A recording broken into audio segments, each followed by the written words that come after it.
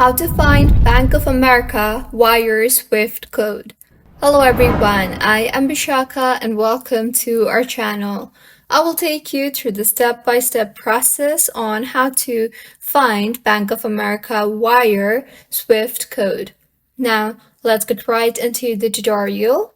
If you are making an international transfer to a Bank of America bank account, or if someone is transferring you cash to your Bank of America bank account in the United States, you will be asked for a BIC or SWIFT code along with details like the bank address. However, using traditional banks to send money abroad can be slow and expensive.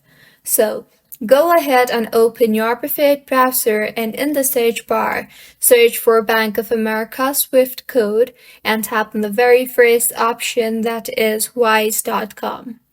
Wise offers its users faster, cheaper, and secure international money transfers. Scroll down and you will see the Swift code along with various other details that might be of use to you. Simply tap on the copy button and the code will be copied to your clipboard. You can further go ahead and paste it in Bank of America. So, this is how you can find Bank of America wire Swift code.